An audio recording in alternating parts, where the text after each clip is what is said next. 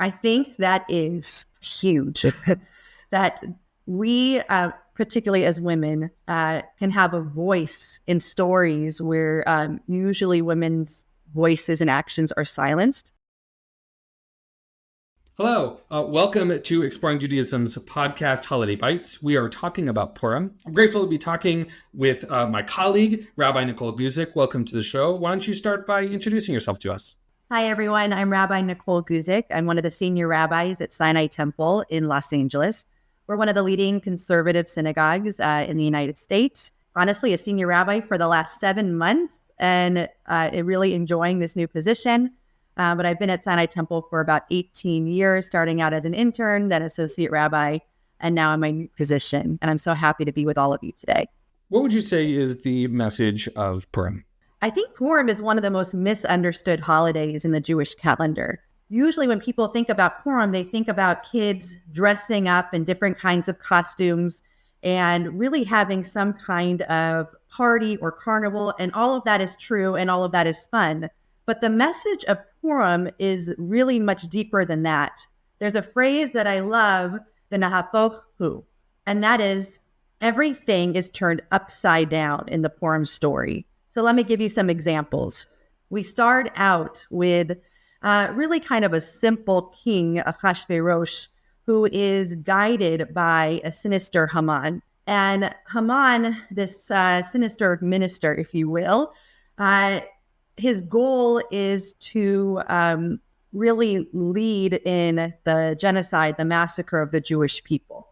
And what happens throughout the story is that a man, Mordecai, finds out about a plotting of killing the king, and he suddenly rises, but through an unassuming character, Esther, who eventually becomes queen, Ahasuerus's queen, but really rises in the most unassuming way.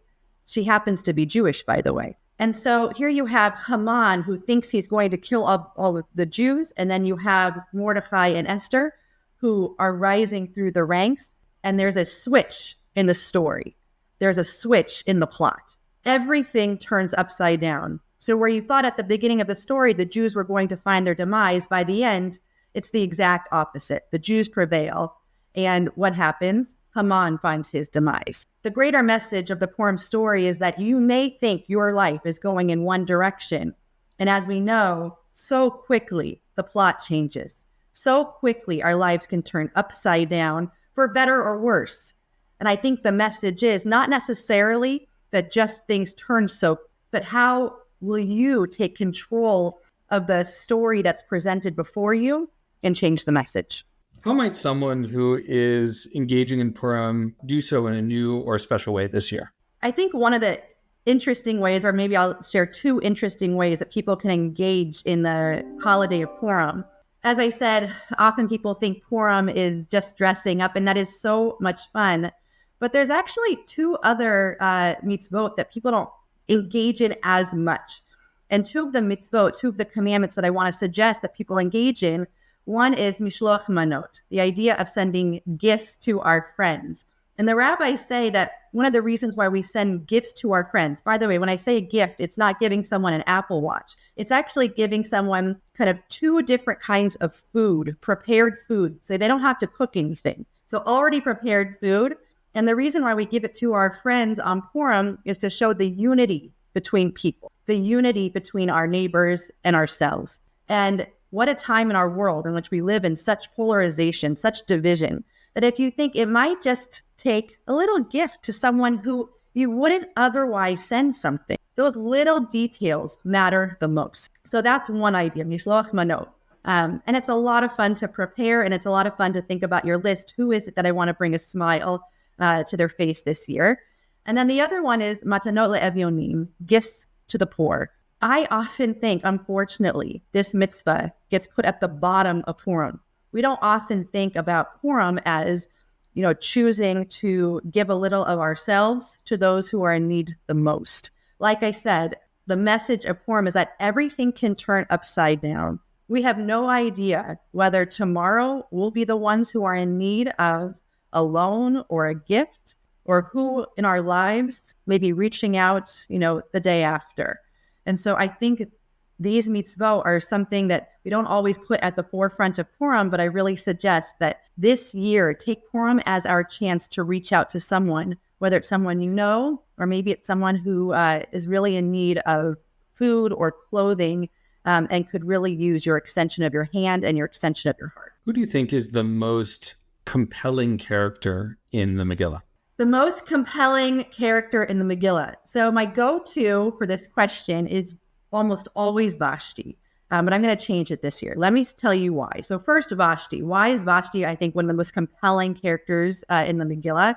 First of all, she doesn't get a lot of face time in the Megillah, right? We really only hear about her, in chapter 1. But what she does is fierce. Achashverosh asks her to dance before him. And what we're told through commentary is that she's supposed to not just dance before him, but dance, before all these other kind of, if you will, international ministers. He's holding a banquet, a feast, and he wants to show off, this first queen. What we learn is that he asks her to dance without wearing any clothes. And she, as the Megillah says, refuses. I think that is huge.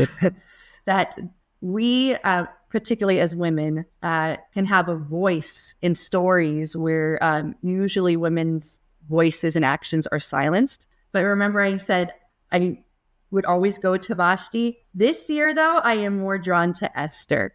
And the reason being is because I love the line where Mordecai says to Esther, who clearly is hesitating in her new role as queen and as her, if you will, player in saving the Jewish people. Remember, Esther as a Jew, it's not really her main identifying point. We don't hear so much about how much Esther, feels as if she needs to be the voice of the Jewish people. But Mordecai says to her, to the extent of, Esther, perhaps you were born for this moment. And I just think of how many occasions in our lifetime when we think to ourselves, I don't know if I can do this. I don't know if I'm meant to be in this position at this time.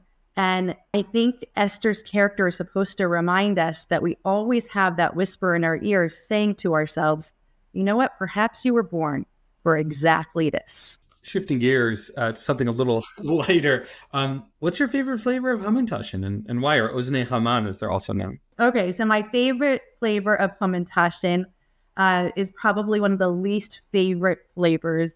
I like apricot. And I always make a point to go to the store and have my kids, choose, their different flavors. And we'll go for strawberry and we'll go for chocolate chip. But, apricot jam always gets right into our cart.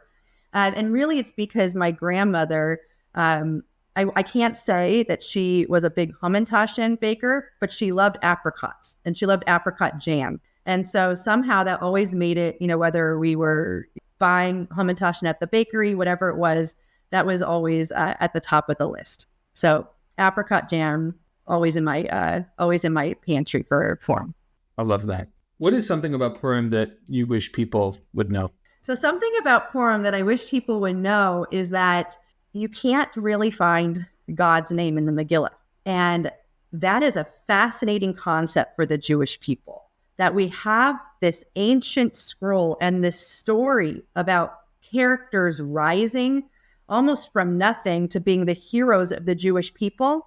And we don't see God's hand, kind of steering or navigating the way. And yet you might say to yourself, of course we do. So I think this is the question, and that's what I love about Purim. It's a holiday of questions to ask ourselves. In which way does God play a role in our lives during those times in which we might say, I can't see God at all? Where is God hidden in the darkest places? And where is God asking us to come a little bit closer, both so that we can see God and so that God sees us? Wonderful. Thank you so much for your time and your wisdom.